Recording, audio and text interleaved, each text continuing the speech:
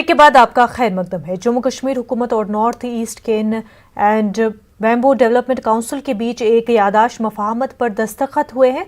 जम्मू में मुनक्किदा इस तकरीब में मरकजी वजीर बराए PMO डॉक्टर जितेंद्र सिंह और LG मनोज सिन्हा भी मौजूद थे। इस दौरान अपनी तकारीर में मनोज सिन्हा और डॉक्टर जितेंद्र सिंह ने इस मुआहदे पर मसरत का इजहार किया है। उन्होंने उम्मीद जाहिर की कि बैम्बू की तिजारत को फरोग मिलने से न सिर्फ रोजगार के मौके बढ़ेंगे बल्कि जम्मू कश्मीर की मईशत को भी मजीद मजबूती मिलेगी।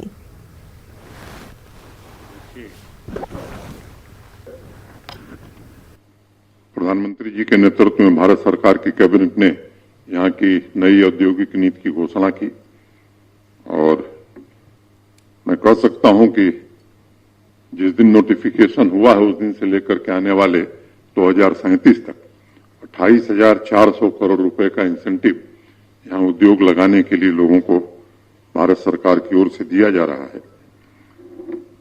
बिजनेस इकोसिस्टम में क्रांति मैं मानूं कहूं तो जम्मू कश्मीर में आने वाली है। इसको लेकर के जिसे राष्ट्र मुकुट हम कहते हैं, पता नहीं लंबे समय से क्यों वंचित रह गया ये या वंचित किया गया, मैं नहीं समझता।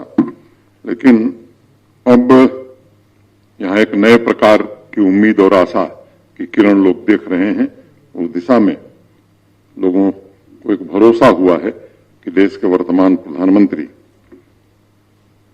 जी की नीतियों के कारण, उनके फैसलों के कारण और उनकी पहल के कारण जम्मू कश्मीर में जो ये जकड़न थी वो जकड़न अब समाप्त हो रही है और बदलाव की नई बयार जम्मू कश्मीर में श्रीमान नरेंद्र मोदी जी के कारण आ रही है, ऐसा लोगों का मानना है। और ये सामान्य लोगों के मन की आकांक्षा है जो मैं महसूस कर रहा हूं और वो भी इस बदलाव को देख रहे हैं। हमारा 6 वर्ष पुराना एक स्वप्न साकार होते दिख रहा है और वो स्वप्न था पूर्वोत्तर को जम्मू कश्मीर के साथ जोड़ने का। यह भी शायद कहीं इतिहास में दर्ज किया जाएगा कि भारत के पूर्वोत्तरी क्षेत्र को भारत के उत्तरी क्षेत्र के साथ जोड़ने का कार्य भी आज ही संपन्न हुआ है। ये आने वाले समय में रोजगार के भी साधन बनेंगे, रेवेन्यू जनरेशन के भी बनेंगे। और जैसे LG साहब ने कहा कि जो नई इंडस्ट्रियल पॉलिसी घोषित हुई है उसके साथ जुड़ करके उसका लाभ लेते हुए हमें भी इस मुहिम को आगे बढ़ाने में मदद मिलेगी, सहयोग मिलेगा और ये सब काम सही समय पर हो रहा है। मुल्क की 9 रियासतों में बर्ड फ्लू की तस्दीक के बाद जम्मू कश्मीर में भी इंतजामिया ने हाई अलर्ट कर दिया है और अब पोल्ट्री कारोबारियों के रोजगार पर काफी असर पड़ा है। देखिए रिपोर्ट।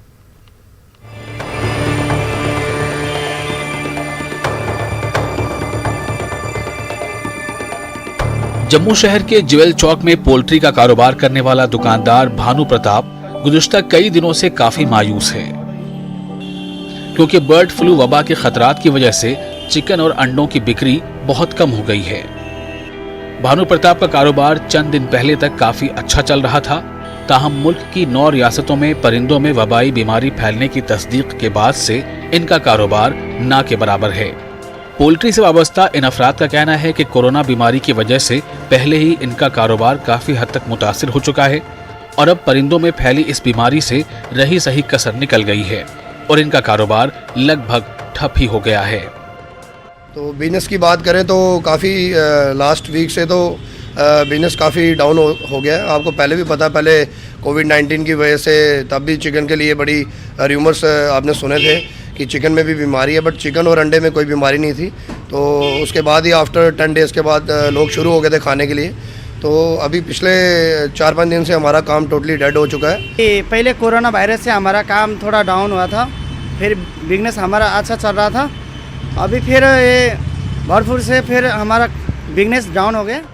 आम लोगों का मानना है कि अगरचे अभी तक जम्मू कश्मीर में बर्ड फ्लू फैलने की तस्दीक नहीं हुई है, ताहम हमसाया रियासतों में इस बीमारी के फैलने की वजह से लोगों में काफी तशवीश है। इनका कहना है कि पोल्ट्री का ज्यादातर माल बाहर की रियासतों से ही जम्मू कश्मीर में आता है, इसलिए एहतियात बरतने की जरूरत है। सर हम तो नॉनवेज के शौकीन हैं, हम तो रोज़ खाते हैं और जब से ये बर्ड फ्लू आया है तो तब से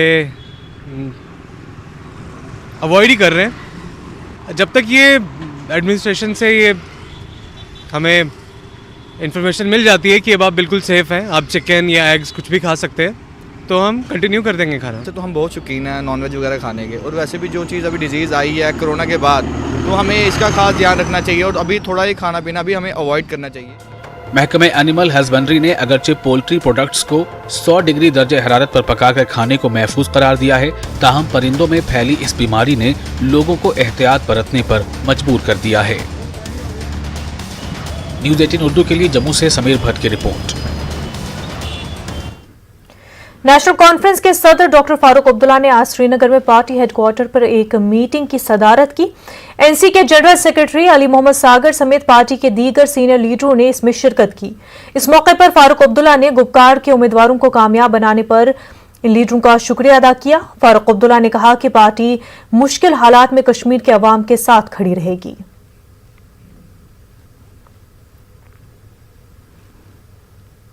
जिला कुलगाम में कई सरकारी महकमों में अफसरान की अदम मौजूदगी के बायस आम लोगों को शदीद मुश्किलात का सामना है।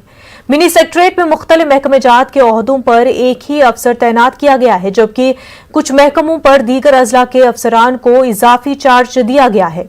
महकमे दी तरक्की, इलेक्शन और पंचायत राज जैसे 3 अहम शोबों पर एक ही ऑफिसर को तैनात किया गया है और इसके पास इजाफी चार्ज होने से लोगों को आए दिन मुश्किलात का सामना है। उधर महकमे समाजी बहबूद के ऑफिसर के पास कुलगाम का इजाफी चार्ज है, जबकि वो पहले ही अनंतनाग जिले में अपनी खिदमात अंजाम दे रहा है। इसी तरह महकमे इत्तलात के जिला अफसर की कुर्सी कई माह से खाली पड़ी है। ऑफिसर के न होने से मीडिया नुमाइंदों और जिला इंतजामिया को भी मुश्किलात पेश आ रही हैं। दीगर महकमों का भी यही हाल है। मिनी सेक्रेटरीट कुलगाम में अफसरान की तैनाती को यकीनी बनाने पर जोर दिया जा रहा है ताकि लोगों को मुश्किलात से दो चार न होना पड़े। बाद सियासी लीडरान और नौमुंतखब मेंबरान ने गवर्नर इंतजामिया से मुदाखलत की अपील की है। कमिश्नर कुलगाम का शुक्रिया अदा करना चाहता हूं क्योंकि रात के 12 बजे तक वो टाउन में काम कर रहे हैं, रोड साफ कर रहे हैं, खुद वो मौके पे जायज़ा ले रहे हैं। और इसके साथ साथ गवर्नर इंतज़ामिया से मैं गुजारिश करना चाहता हूं, जो ऑफिसरों की किल्लत है यहाँ पर, उनके पास एक बहुत बड़ा लाट है केएस ऑफिसरों का। अगर वो उनको यहाँ डिप्यूट करेंगे तो जो लोगों को परेशानी हो रही है वो परेशानी नहीं होगी। हमारे यूनियन टेरिटरी के एलजी है, मेरी डिमांड है उससे कि यहाँ पे पूरे अफसर होने चाहिए कुलगाम डिस्ट्रिक्ट में। एक अफसर को 3 डिपार्टमेंट दोगे तो क्या काम चलेगा? लोग परेशान है, लोगों को दिक्कत है, बहुत सारी मुश्किलों का सामना यहाँ करना पड़ता है। तो बहुत सारे ऐसे डिपार्टमेंट से एक ही बंदे को हायर किया गया है कि वो हैंडल कर रहे हैं डिपार्टमेंट। तो मैं गवर्नमेंट इंतजाम से यही गुजारिश करता हूँ कि ये सॉल्व करे ये प्रॉब्लम्स। सूबे जम्मू में जिला रामबन शहद की पैदावार में पहले नंबर पर है और जिला रामबन के साथ साथ जम्मू कश्मीर के सैकड़ों बेरोजगार शहद की मक्खियों के कारोबार से अपना रोजगार कमाते हैं। मौसम सरमा शुरू होते ही जिला रामबन के शहद की मक्खियों की अफजाइश करने वाले दर्जनों अफराद हजारों पेटियों को लेकर पंजाब और राजस्थान की तरफ चले जाते हैं। इस साल राजस्थान में मकामी जमींदारों की तरफ से अपनी फसलों पर की गई कीड़ेमार दवाइयों के छिड़काव से शहद की मक्खियों के कारोबार से जुड़े लोगों को लाखों रुपए का नुकसान हुआ है और लाखों की तादाद में शहद की मक्खियां हलाक हुई हैं। इस कारोबार से जुड़े लोगों ने कोटा राजस्थान से फोन पर न्यूज़ 18 को बताया कि अद्वियात के छिड़काव से 10,000 से जायद शहद की मक्खियों की कॉलोनियों को नुकसान पहुंचा है। उन्होंने कहा कि रियासती सरकार और महकमा एपीकल्चर की तरफ से यह कारोबार अभी तक लाइव स्टॉक के जुमरे में लाया गया और ना ही उन्हें फसल लोन और इंश्योरेंस के फवायद मिले, जिसकी वजह से उन्हें हर साल लाखों रुपए के नुकसान से दो चार होना पड़ता है। उन्होंने जम्मू कश्मीर और राजस्थान की हुकूमत से उनकी मदद के लिए सामने आने की अपील की है। राजस्थान गवर्नमेंट से अपील करते हैं कि इस पर गौर किया जाए और खासकर ज़मींदार भाइयों से भी अपील करते हैं कि इस छिड़काव का कम से कम मात्रा में किया जाए। अगर ना भी करे तो बेहतर होगा, क्योंकि मक्खी जब फूल पे बैठ जाती ऑलरेडी उसकी पोलिनेशन हो जाती तो रोग वैसे ही ख़त्म हो जाते।